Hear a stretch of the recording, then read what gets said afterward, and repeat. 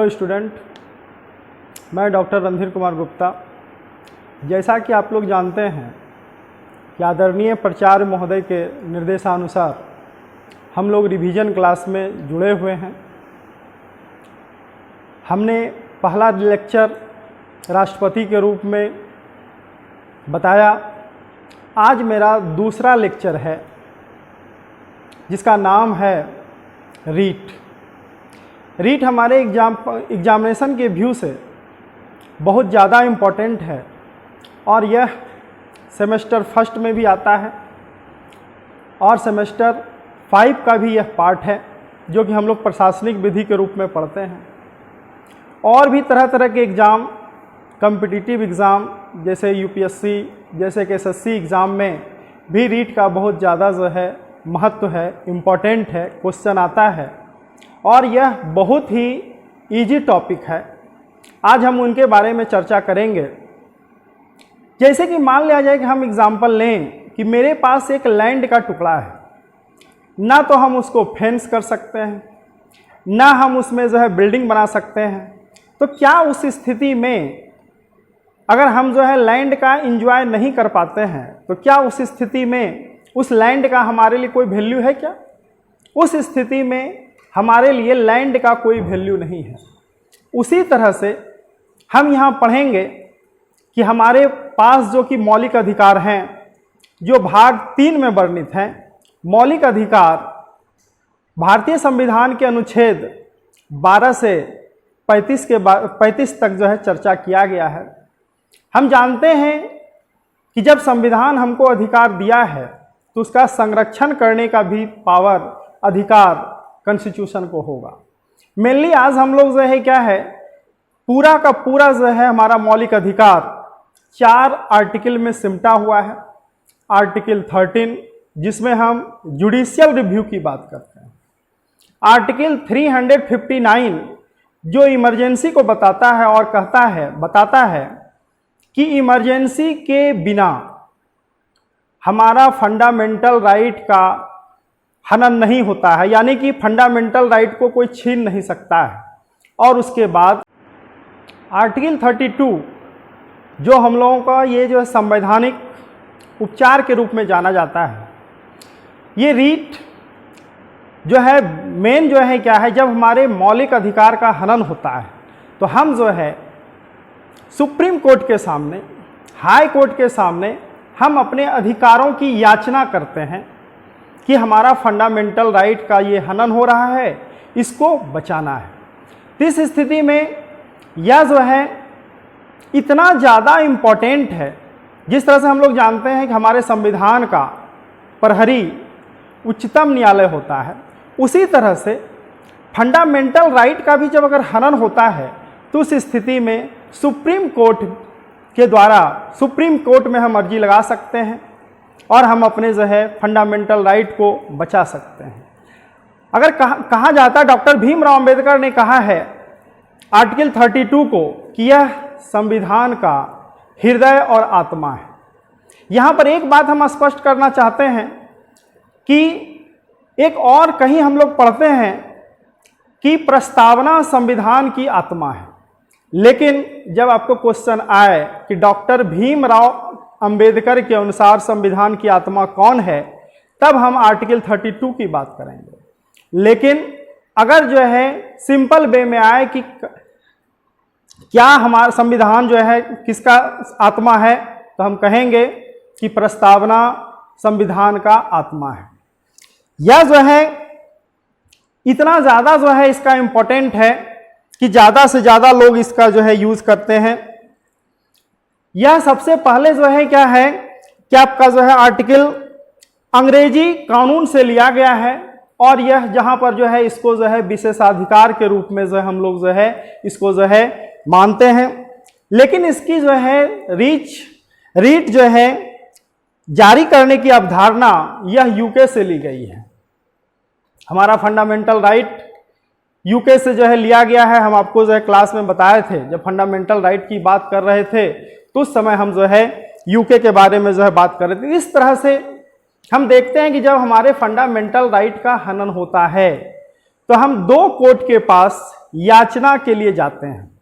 पहला, supreme court article 32 के अनुसार हम जो है सुप्रीम कोर्ट में याचिका दायर कर सकते हैं, और आर्टिकल 226 के अनुसार हम लोग हाई कोर्ट में याचिका दायर कर सकते हैं। यहाँ पर सबसे पहले हम ये बात कर लें एक बात कि क्या हम जो है सुप्रीम कोर्ट और हाई कोर्ट के अलावा क्या कहीं हम लोग इसका याचिका दायर कर सकते हैं क्या? ज़्यादातर हम लोग यही जानते हैं कि इसके अलावा कहीं भी जो है याचिका दायर नहीं की जा सकती है, लेकिन संसद विधि के द्वारा अगर संसद यह नियम बना दे कि कोई भी न्यायालय याचिका की सुनवाई कर सकता है, तो उस स्थिति में वह उसे जो है पावर मिल जाएगा। लेकिन संसद के द्वारा अभी तक इस विधि का उपयोग जो है नहीं किया गया है। अब जनरली यानी कि हम समरी के रूप में कह सकते हैं कि जब हमारे फंडामेंटल राइट का हनन होगा तो हम लोग सुप्रीम कोर्ट या जो है हाई कोर्ट जाएंगे। अब क्वेश्चन यहाँ ये उठता है कि क्या हम डायरेक्ट सुप्रीम कोर्ट में जाकर के रीट या याचिका दायर कर सकते हैं क्या? तो कहता है कि डायरेक्ट जो है क्या है, आप सुप्रीम कोर्ट में भी जाकर के याचिका दायर कर सकते हैं, लेकिन आपको यह बताना होगा कि हाई कोर्ट आप क्यों नहीं गए। अब हम लोग रीट के प्रकार के बारे में बात करें। रीट 5 तरह का होता है। पहला, हैबियस कॉर्पस, जिसका हिंदी बंदी प्रत्यक्षीकरण होता है। दूसरा है मैंडेमस, जिसका हिंदी परमादेश होता है। तीसरा है प्रोहिबिशन, जिसको हम लोग प्रतिषेध के नाम से जानते हैं। चौथा सेरिट्योरी, जिसको हम लोग उत्प्रेषण के नाम से जानते हैं। और पांचवा कोवारेंटो। इसका जो है एक्सप्लेन करने से पहले हम ये बता दें कि ये पांचों रीट लैटिन वर्ड से लिया गया है, और इस तरह का रीट 1950 ईस्वी के पहले हमारे कंट्री में जो कि 4 प्रेसिडेंशियल टाउन थे, दिल्ली, कलकत्ता, मुंबई और मद्रास, इसमें दिल्ली को छोड़ करके मुंबई, कलकत्ता, मद्रास के उच्च न्यायालयों को रीट जारी करने की शक्ति प्राप्त थी। अब हम लोग जो यहाँ पर 1 बाय 1 थोड़ा सा जो है देखें, क्योंकि हम लोग एक्सप्लेन कर चुके हैं क्लास में। यहाँ पर एक रिवीजन क्लास के रूप में हम लोग शॉर्ट नोट्स के रूप में देखें, ज़्यादा हम इसको एक्सप्लेन ना करते हुए पांचों रीट की हम बात करेंगे। तो पहला रीट है बंदी प्रत्यक्षीकरण। नाम से ही पता चलता है, ऐसे तो हम लोग शाब्दिक अर्थ इसका लेते हैं सो शरीर उपस्थित करो, लेकिन नाम से ही पता चलता बंदी प्रत्यक्षीकरण। बंदी को कोर्ट के सामने प्रत्यक्ष किया जाए, यानी कि जब किसी भी व्यक्ति को पुलिस या कोई प्राइवेट व्यक्ति ऐसे ही डिटेन करके रखता है, उसके शरीर को जो है क्या है बंदी बना करके रखता है, तो उस स्थिति में उसके फंडामेंटल राइट का वायलेशन होता है। तो उस फंडामेंटल राइट को एक्सरसाइज करने के लिए आदमी को यह हक है कि हम उस आदमी को वहाँ से निकालें, वहाँ से जो है क्या करें, मुक्त कराएं। इसके लिए वह जो है सुप्रीम कोर्ट या हाई कोर्ट आर्टिकल 332 और 226 के आधार पर सुप्रीम कोर्ट या हाई कोर्ट में याचिका दायर कर सकता है। इसका मेन मोटो है कि जो है क्या है कि व्यक्ति को निर्दोष से जो है निर्दोष साबित करना, यानी कि जब कोई व्यक्ति किसी भी व्यक्ति को या तो वह कोई जो है अपराध किया है या नहीं किया है, इसके लिए जो है क्या है पुलिस पकड़ करके ले जाती है, तो उसको जो है रिहा करवाना है। आप लोग जैसे हम लोग जानते हैं कि आज भी हमारे कंट्री में है नियम कि पुलिस सस्पिशन के आधार पर, संदेह के आधार पर आपको पकड़ करके ले जाती है 24 घंटे, और 24 घंटे के अंदर उनको जो है किसी न किसी न्यायिक मजिस्ट्रेट के सामने उसको लाना होता है, और अगर वह दोषी है तो उसको जो है उसके ऊपर मुकदमा चलाया जाता है। अगर दोषी नहीं है तो देन एंड देयर उसको जो है मुक्त कर दिया जाता है। बंदी प्रत्यक्षीकरण की अवधारणा सबसे पहले मैग्ना कार्टा के रूप में एक संवैधानिक दस्तावेज में 15 जून 1215 ईस्वी में एक राजा जॉन हुए जो रूनीमेड में अंग्रेजी जमीन के मालिक पर जारी की गई थी, मतलब चलाया गया था। यहाँ पर है कि अंग्रेजी जमीन मालिक क्या है, तो उस समय राजा के टाइम में अंग्रेज हुआ करते थे जो अपने खेतों में, जमीन के जो मालिक होते थे वो अपने खेतों में कुछ मजदूर को वहाँ पर जब्त कर लिया जाता था, कब्जे में ले लिया जाता था, जैसे कि हम लोग पढ़ते थे बंद हुआ मजदूर। तो उस तरह से जो है क्या है, उसके लिए राजा ने उस जमीन मालिक को आदेश दिया कि जितने भी मजदूर हैं उनको हमारे सामने प्रत्यक्ष करो, यानी कि जो बंदी हैं, जो बंदी बनाए हुए हैं आप, उनको जो है हमारे सामने जो है प्रत्यक्ष करो। भारत में सर्वप्रथम सन 1958 ईस्वी में इसे स्थान प्राप्त हुआ था और दंड प्रक्रिया संहिता 491 जो पुराना वाला था उसमें भी यह नियम था कि उच्च न्यायालय को यह अधिकार था कि वह बंदी को प्रत्यक्ष करने का आदेश दे। यह प्रशासकीय अधिकारियों के द्वारा मनमानी करने के विरुद्ध यह जो है उपचार है, रोक है। यह केवल उन्हीं मामलों में प्राप्त हो सकता है जिसमें किसी व्यक्ति को बिना वैध कारण से, बिना वैध न्याय के बंदी बना लिया गया है। उस स्थिति में वह व्यक्ति आवेदन कर सकता है। इस तरह से जो व्यक्ति बंदी हैं उसको प्रत्यक्ष में लाना और उस पर सुनवाई करके फैसला जो है देना, यही जो है बंदी प्रत्यक्षीकरण का मेन है। अब है कि बंदी प्रत्यक्षीकरण का लेख कौन कर सकता है। इसमें बंदी प्रत्यक्षीकरण का लेख जारी किसी व्यक्ति के द्वारा राज्य सरकार के ऊपर या जो है वह स्वयं प्रस्तुत कर सकता है, या फिर वह उनके जो रिलेटिव होंगे, फ्रेंड होंगे, उनके द्वारा जो है याचिका दायर जो है की जा सकती है। अब क्वेश्चन उठता है लेख जारी करने का क्या आधार होगा। तो लेख जारी जो है, कुछ पॉइंट को हम यहाँ जो है डील कर रहे हैं, एक दो पॉइंट को। तो जैसे कि जो है क्या है, याची को बंदी अथवा अभिरक्षा में होना चाहिए। अगर वादी या बंदी अभिरक्षा में नहीं है तो फिर बंदी प्रत्यक्षीकरण का कहीं कोई महत्व नहीं रह जाता है। अगर बंदी जो है क्या है वह त्रुटिपूर्ण हुई हो, उसकी जो है गिरफ्तारी त्रुटिपूर्ण हुई हो, तो उस स्थिति में भी जो है हम उस आधार पर भी हम याचिका दायर कर सकते हैं। नियम ये भी है कि एक ही प्रार्थना पत्र को बार बार नहीं दिया जाना चाहिए। अगर एक ही प्रार्थना पत्र को बार बार दिया जाएगा तो फिर ज़्यादा से ज़्यादा दिक्कतें जो है हो जाएगी। तो इस तरह से हम लोग देखते हैं कि ये आधार हो सकता है बंदी प्रत्यक्षीकरण रीट याचिका दायर करने के लिए। अब है क्वेश्चन जो है, बंदी प्रत्यक्षीकरण लेख कब जारी किया जा सकता, कब नहीं जारी किया जा सकता है।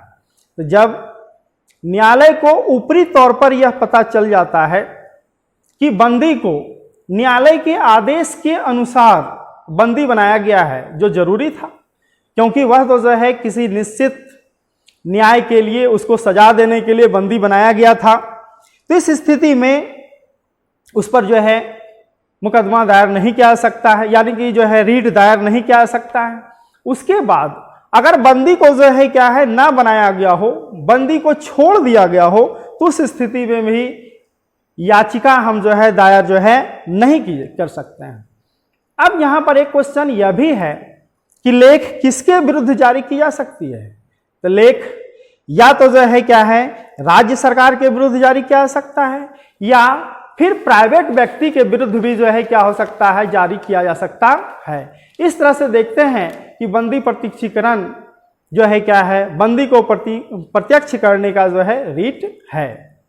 दूसरा जो है रीट जो है क्या है, मंडेमस।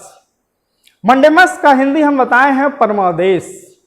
परम, इसको अगर जो हम विश्लेषण करें तो परम प्लस आदेश, परम जोड़ आदेश। ये परम व्यक्ति कौन है?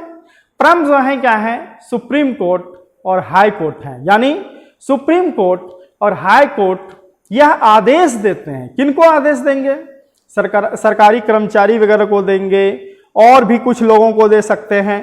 तो इस तरह से यह आदेश देते हैं, यानी कि यह मैंडेमस जब कोई भी सरकारी कर्मचारी अपने सार्वजनिक पद का दुरुपयोग करता है, वह सही ढंग से जो है क्या होता है काम नहीं करता है, तो उस स्थिति में यहाँ पर जो है मैंडेमस रीट दायर किया जा सकता है। जैसे कि मान लिया जाए, हम लोग एक सिंपल एग्जाम्पल के द्वारा देखें। मान लिया जाए कि हमारे प्रचार महोदय के द्वारा कोई मान लिया जाए कॉन्स्टिट्यूशन के टीचर हैं, या फिर कोई जो है क्या है कॉन्स्टिट्यूशन के टीचर हैं, और वह बोले कि जाकर के आपको क्लास में कॉन्स्टिट्यूशन पढ़ाना है, लेकिन व्यक्ति जो है जाकर के वहां जो है क्या है इधर उधर की बातें करता है। तो जब इधर उधर की बातें करता है तो स्टूडेंट एक दिन झेलता है, 2 दिन झेलता है, लेकिन उसके बाद जो है स्टूडेंट प्रिंसिपल साहब के सामने जो है क्या करेंगे, वह जो है शिकायत करेंगे कि मेरा कोर्स तो पढ़ाई नहीं हो रहा है। तो उस स्थिति में प्रिंसिपल महोदय आदेश देंगे कि आप अपने कर्तव्य का पालन सही ढंग से नहीं कर रहे हैं, और फिर जब उसको जो आदेश दिया जाएगा तो फिर वो टीचर जो है क्या है दूसरे सब्जेक्ट के का बात नहीं करेंगे, इधर उधर की बातें नहीं करेंगे। तो उस स्थिति तो वही बातें यहां पर है कि जब जो है सरकारी कर्मचारी जब अपने कर्तव्य का पालन सही ढंग से नहीं करते हैं, तो उस स्थिति में आदमी जो है क्या करता है, इस तरह का मैंडेमस का रीट जो है दायर करता है। यह जो है बहुत प्रचलित जो है रीट है, आजकल जो है क्या है बहुत ज्यादा जो है इसका प्रचलन है। क्योंकि होता क्या है कि कभी कभी आप देखते हैं कि रिजल्ट आ जाता है, लेकिन उस व्यक्ति का सर्विस जो है कहीं पर जो है कोई जो है सरकारी कर्मचारी ज्वाइन नहीं करवाता है, तो उसके लिए वह रीट दायर करता है कि हमने तो साहब जो है क्या है कंपटीशन को फेस किया है, हमको ये सर्विस मिलनी चाहिए, लेकिन कर्मचारी या तो घूस मांगता है या फिर कोई अन्य तरीके से हम कह सकते हैं कि वह अपना ड्यूटी परफॉर्म नहीं करता है। तो उस स्थिति में वह मैंडेमस का जो है याचिका दायर जो है कर सकता है। यह जो है सरकारी के साथ साथ अर्ध सरकारी के साथ भी जो है याचिका दायर किया जा सकता है। अब यहाँ क्वेश्चन उठता है, क्या राज्यपाल और राष्ट्रपति के विरुद्ध क्या जो है ये मैंडेमस रीट जारी किया जा सकता है? तो यहाँ पर ये क्लियर कर दें कि राष्ट्रपति और राज्यपाल के खिलाफ रीट जारी नहीं किया जा सकता है, क्योंकि राष्ट्रपति देश के सबसे बड़े संवैधानिक पोस्ट पर बैठे होते हैं, वो देश के हमारे प्रथम नागरिक होते हैं, और इधर राज्यपाल जो है क्या है वह स्टेट के जो है प्रथम नागरिक होते हैं। तो इस तरह से हम लोग देखें कि यह जो है उन लोगों के प्रति खिलाफ जो है रीट जारी जो है नहीं किया जा सकता है। इस रीट का मेन उद्देश्य है न्याय को पाना, इसीलिए इस रीट को जो है हम लोग न्याय का रीट कहते हैं, और यह जो है व्यक्ति विशेष के द्वारा यह जो है रीट दायर जो है किया जाता है। उसके बाद हम बात कर लें आपका जो है क्या है प्रोहिबिशन, प्रतिषेध को हम लोग थोड़ी देर के लिए हम समझें निषेध। कहीं पर आप जाते हैं तो वहां पर जो है क्रॉस साइन लगा रहता है, यानी कि आपका अनाधिकार प्रवेश वहां वर्जित है।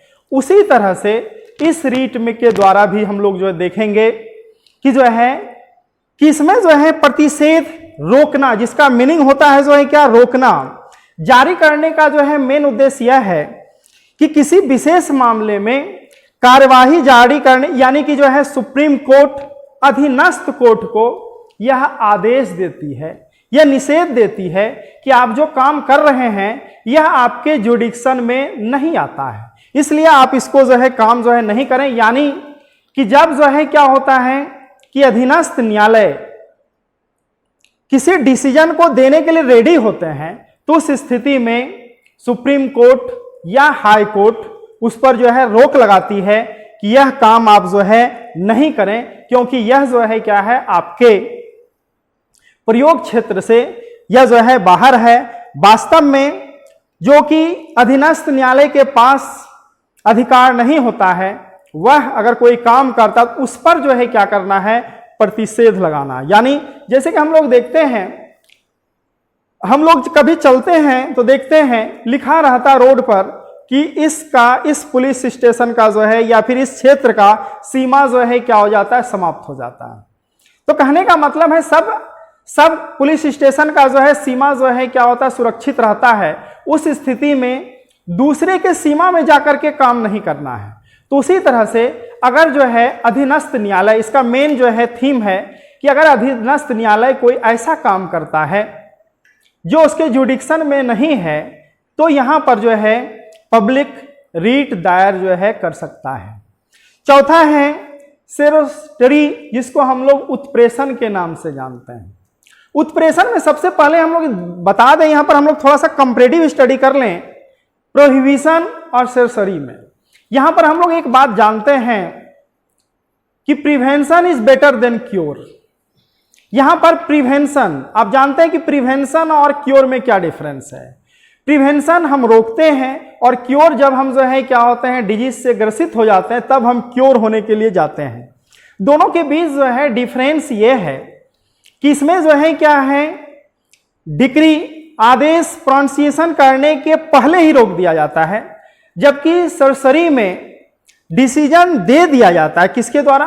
अधीनस्थ न्यायालय के द्वारा कोई डिसीजन दे दिया जाता है और बाद में वह पता चलता है कि वह डिसीजन उसके क्षेत्राधिकार में नहीं था या वह डिसीजन जो है क्या है वह नहीं कर सकते थे। तो उस स्थिति में जो है उसको जो है अवैध करार दे सकता है और उस जो है डिसीजन को समाप्त कर सकता है। साथ ही साथ इसमें व्यक्ति जब रीट दायर करता है तो इस स्थिति में जो है क्या है, अधीनस्थ न्यायालय से सुप्रीम न्यायालय यानी कि सुप्रीम कोर्ट सारे के सारे रिकॉर्ड को जो है क्या कर सकती है, मंगवा सकती है। किसके लिए? जुडिशियल रिव्यू के लिए, कि आपने जो निर्णय दिया है वास्तव में आपका क्षेत्राधिकार था या नहीं, या फिर प्राकृतिक न्याय के विरुद्ध होते हैं। तो उस स्थिति में भी जो है क्या करते हैं, उन्हें रद्द कर दिया जाता है। और उत्प्रेषण का लेख यह जो है प्रक्रिया व्यक्ति विशेष के द्वारा की जाती है। उत्प्रेषण लेख में आप जानते हैं कि स्वयं पीड़ित व्यक्ति ही मुकदमा या रीट दायर जो है कर सकते हैं। लास्ट में हम 5वें रीट की बात करते हैं जिसका नाम है को वारंटो। को वारंटो जो है क्या है, जिसका हिंदी होता है, शाब्दिक अर्थ होता है किस अधिकार से। यानी कि अगर कोई भी व्यक्ति अपने पद का दुरुपयोग करके यानी कि जो है दूसरे पद पर जो है बैठ जाते हैं तो जो है उसमें याचिका दायर किया जाता है कि किस अधिकार से आप जो है ये काम कर रहे हैं। जैसे कि मान लिया जाए कि जब कोई व्यक्तिगत पुरुष बिना किसी अधिकार के किसी लोक पद पर आसीन हो जाता है तो उस स्थिति में आसीन होने पर जो है क्या होता है, यहाँ पर पूछा जाता है कि आप किस हैसियत से आप जो उस पद पर जो है क्या है आसीन हैं। तो अगर जो है क्या है निरीक्षण से पता चलता है कि आप जिस पर पद पर बैठे हैं वह वैध है तब तो ठीक है, और नहीं तो फिर उसको जो है पद से जो है हटा दिया जाता है। यानी कि कभी कभी आप देखते हैं कि जब वो अपने हद से ज्यादा अधिकार से ज्यादा जब वह जो है क्या करने लगते हैं, काम करने लगते हैं, तो उस स्थिति में भी अधिकार पूछा जा सकता है। इसको और फिर हम लोग एक सरल उदाहरण द्वारा जो है समझें। हम वही उदाहरण फिर रिपीट कर रहे हैं। जैसे कि मान लिया जाए, अभी जस्ट हम बात किए पहले, फिर उसी पर हम जो दूसरा उदाहरण दे रहे हैं। प्राचार्य महोदय किसी प्रोफेसर को भेजें, जैसे मान लिया जाए कि वह जो है कॉन्ट्रैक्ट के टीचर हैं और उनको भेजें क्लास में कि आपको कॉन्ट्रैक्ट पढ़ाना है, और वह क्या करते हैं, कॉन्ट्रैक्ट नहीं पढ़ा करके कभी कॉन्स्टिट्यूशन पढ़ाने लगते हैं, कभी जो है क्या होता है मैरीटाइम लॉ पढ़ाने लगते हैं। तो उस स्थिति में यहां क्वेश्चन बनता है कि क्या वह जो है कॉन्स्टिट्यूशन या मैरीटाइम पढ़ाने के लेवल है क्या उनको जो है उसका जो है सिलेबस मिला है क्या? तो उसका सिलेबस जो है नहीं मिला है। यानी कि मैंडेमस में, और इसमें हम लोग जब कंपैरिजन करते हैं तो मैंडेमस में जो है क्या होता है कि आदमी अपने कर्तव्यों का निर्वाह नहीं करते हैं और को वारंटो में हद से ज्यादा निर्वाह कर देते हैं। यानी कि दूसरे चीज को जो है क्या करते हैं, ज्यादा से ज्यादा ले लेते हैं। तो उस स्थिति में यह जो है को वारंटो का रीट जो है जारी किया जा सकता है, और यह जारी किसी भी व्यक्ति के द्वारा, किसी भी स्ट्रेंजर के द्वारा किया जा सकता है। तो इस तरह से जो है क्या है, हम लोग पांचों रीट के बारे में देखें तो एक संक्षेप में हम कह सकते हैं कि अगर बंदी को प्रत्यक्ष करवाने की आवश्यकता है तो हम लोग बंदी प्रत्यक्षीकरण रीट का जो है सहारा लेंगे। अगर जो है सरकारी कर्मचारी अपने पद का दुरुपयोग करता है या फिर अपने कर्तव्य का पालन नहीं करता है तो उस स्थिति में हम मैंडेमस की तरफ जाएंगे। उसके बाद जो है प्रोहिबिशन, यहां पर जो है क्या होता है कि अधीनस्थ न्यायालय द्वारा जो उसके क्षेत्राधिकार में नहीं है, अगर वह जो है डिक्री प्रोनियंस करने वाले हैं तो उस स्थिति में उसको रोका जाता है। और फिर जो है सेक्रेटरी में जो है क्या होता है कि जो अधीनस्थ न्यायालय द्वारा जो डिक्री दे दी गई हो और वह डिक्री उसके अधिकार क्षेत्र में नहीं आता हो तो उस स्थिति में उसको वह जो है रद्द कर सकते हैं। और पांचवा जो हम लोग अभी तुरंत पढ़े को वारंटो, इसमें अधिकार जो है क्या होता है पूछा जाता है। इस तरह से हम लोगों ने पांचों रीट के बारे में देखा। यूं तो जो है हम क्लास में डिटेल से पढ़ा ही दिए थे, यहाँ चूंकि रिवीजन क्लास चल रहा है इसलिए हम समरी के रूप में आपको बताए। और ये जो है क्वेश्चन जो है क्या है आपका रीट से रिलेटेड 2-3 तरह का क्वेश्चन आता है। जैसे रीट के ऊपर जो है क्या होता है ऐसे लिखने के लिए आता है, एग्जामिन करने के लिए आता है, क्रिटिकली एग्जामिन द रीट। उसके बाद जो इंडिविजुअल भी रीट आ सकता है। तो जो है क्या है, हम उम्मीद करते हैं कि यह वीडियो परीक्षा के पर्पस से बहुत आप लोगों के लिए लाभदायी होगा और साथ ही साथ आप लोग इसको पढ़ें और समझने का कोशिश करें और जो है एग्ज़ाम के लिए तैयारी करें। ओके, धन्यवाद।